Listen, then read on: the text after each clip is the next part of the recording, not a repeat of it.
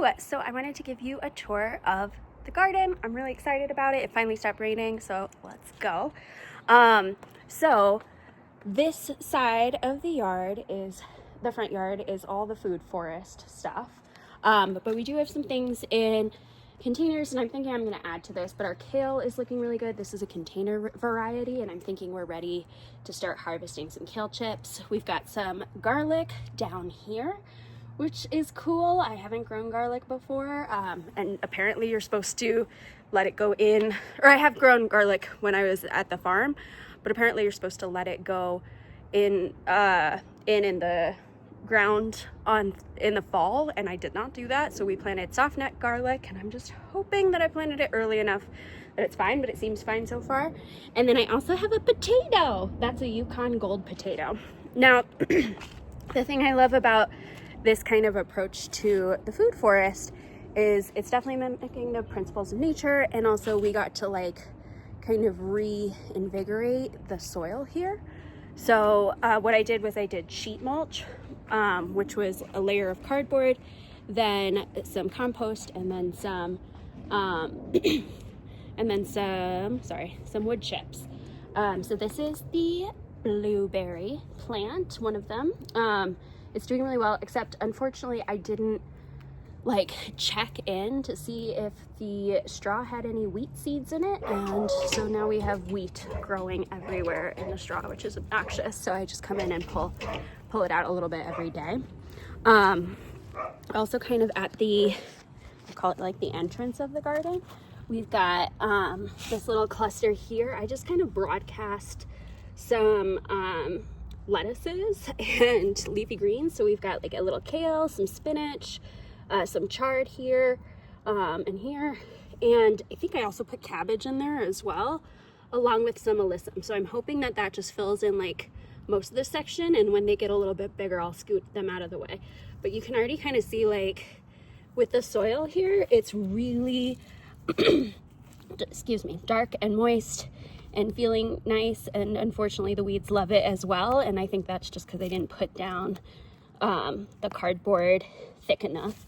But even like when you dig into the dirt, it is like this, and there are tons of little wormies, and it's all sorts of fun. This is a rose bush that we had before, but it's been doing really well. I'm excited to see if it kind of changes. And then basically what I'm doing for each of what I'm doing for each of the kind of bigger plants in the food forest is I'm planting them in what are called guilds in permaculture, which is basically like you plant all of these supportive plants around your bigger priority plants. So we have, for example, our apple tree right there, a little stick, but it has some leaves. And around that I have done strawberries and some bunching onions, and I'll fill it in as we go. But bunching onions kind of keep the pests away. The strawberries act as a good cover crop for once everything gets filled in a little bit more for the tree, so that when the apples fall, if we're not harvesting them, it'll just like protect them, and it'll also help keep the soil moist in addition to the mulch. Then I've got a little strawberry row along this little path here, and some chives. I've got some chamomile and oregano. I did plant the oregano in ground, so we're gonna see if that was a terrible life decision, because it can be pretty unruly. Our peach tree is kicking butt though. Like, I don't know if you can, how well you can see this, but there are like tons and tons of leaves on it. And so all of these trees, we got them and they were like maybe like 5 feet tall or so, and I just basically hacked them in half. And this is about 1 month's worth of growth. Wow, it would be amazing if that was only 1 year. Got some more strawberries over here, another blueberry. All the blueberries are in this buckety thing. And then we have our blackberry here, kind of protected in this space because we wanted to keep it protected from like where the mailman sometimes walks. And this just put on leaves about 2 days ago, right before the big rainstorm that we just had. So I was really excited to look out and see that. I have some garlic right next to it. You can see there are unfortunately a lot of weeds popping up, especially because it's been so moist. So I'm gonna have to definitely fight with those. But I think again, that's just because like I didn't put the cardboard deep or thick enough. And it also is indicating that there's something kind of out of balance with the soil. So I'm hoping that, I don't know, my permaculture-y potential ways that I'll grab some of the weeds, stick them in some water, allow them to ferment a little bit, and then use that as a way to fertilize everything. Oh, on either side of the path, we actually have raspberry bushes, and these just got leaves a couple days ago, and I'm so excited about them. So one of the things I've been, and here's the other one across the path, one of the things I think that's been the most surprising for me is like how excited I get when we have little leaves pop out of the plants that we're growing. I do have here, this is kind of interesting, I do have a bean plant right here, sorry, but as you can see, there's also a little sluggy on it, and slugs are evil. I found that the coffee grounds seem to work really well to get them away from some of the like leafy green plants and everything, but it was so rainy, I think it just washed away all of the coffee grounds, and I think that the slugs were like, oh, it's moist, let me go decimate Rachel's garden, because it's a targeted attack. Underneath the lilac bush here, we've got some kale. It's red Russian kale, so it looks really pretty, and I'm excited about kind of how that's doing. I just transplanted that this past weekend. And then let me go around over here. We actually have our little mushroom patch. So similarly with this one, I should have checked to see if the straw that we got had any wheat seeds in it, because this one for sure does. It basically just looks like grass. But my favorite part of this, despite like slugs and roly-polies and everything loving it, is you can actually like start to pull back. You can pull back like pull back the straw, and I'm trying to find like a good patch for you to see.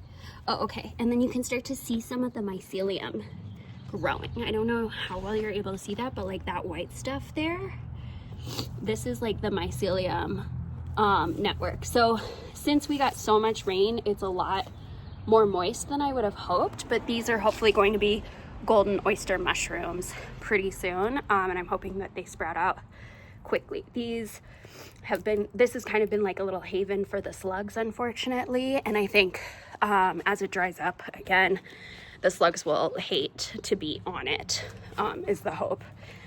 Then, so coming back around, we've got Piper in the window if you're able to see her. And we've got some more of the blueberry bushes. We planted these in the bins, or in the buckets, because apparently blueberry bushes really like acidic soil, and we don't have that, so we wanted to just keep those feeling good and being happy. Around it, I have more garlic, like literally throughout the garden, there's so much garlic. Here's my broccoli, which is, I think, similarly being kind of decimated by slugs right now, just because of like how moist it's been. So I'm hoping that that goes away very, very soon. We have this chard that we transplanted from a pot, and this one kind of had some transplant shock when I first planted it, so I had to cut off the flowers. Right, and you can see like right here, these are flowers being cut off. So I also put coffee grounds and garlic around this in an effort to kind of keep away some of the slugs. And, oh, there's a dog. Piper, stop. Hi. And then, all right. Oh, okay, this one, so this is our cherry tree. So we have the cherry tree up here. And then as you move into the front yard, on this side we've got on this side, we've got the peach tree. On this side, we've got the apple tree, and there's actually another apple tree across the sidewalk right there. And my idea with this is the cherry tree is kind of in the most inconvenient place, but also the first place that we'll see. So it's in this like kind of awkward space where you have to walk around the garden to grab it. So it's going to be the first thing that fruits in the summer. And this one has been doing great. This was also just a bare stick when we got it. And then as the season goes on, we'll go a little bit further away to the peaches. And then when we're not feeling like harvesting anything, the apples just border like the path up to the house. So it'll be really easy to just grab them and go is the hope. And then right now we also have a bunch of scallions planted around the base of this tree, and garlic again. I also have more strawberries over here. I think I ended up planting about 50 plants of strawberries. I don't think Mom and Dad know quite how many strawberries I did, but they're doing really well. And actually, let me just show you this before we go crazy and you've seen too much. So I remulched the strawberry patch with kind of that sheet mulching technique. Also have some garlic in here. And one thing I've been doing is, and this is feeling quite controversial, but I've actually been like taking off the strawberry flowers because these are all ever-bearing strawberries and they should flower a couple times per season. But it's quite early, and if they flower now, we're gonna get like 2 strawberries, and I want them to get a lot bigger so that then when they flower, they'll have more leaves, they'll be able to set more fruit. And so I'm going to be picking off the strawberry flowers through the end of May. But I've already seen that that's increased like the size of these, and like the flower and the leaves here are ginormous and they weren't before. So I'm already feeling a little bit redeemed by that. But it definitely is kind of sad to come pick off the strawberry flowers because they're so pretty and because I want strawberries. On this side too, I will also mention we have our 2 raspberry plants that we had previous years. We weren't sure that those were happy, but we composted them, mulched them, and we're getting some new growth right here and here. And so I'm hopeful that since this should be, I don't know how many years this has been in the ground, but we haven't gotten fruit from it yet, but I'm hoping that this will kind of kickstart it to do that. And then I have my other mushroom bed over here. As far as I've been able to tell, actually, this one hasn't been as attacked by the slugs. And I'm thinking that this one actually, we might have a stronger chance of getting a real good mushroom production-y thing out of it. All right. I think that's it for the front yard and things I wanted to show you now. We've got potatoes in the back that are doing really well, and I planted the popcorn patch this past weekend, and I'll show you that later on. Hope you're having a good time. Bye.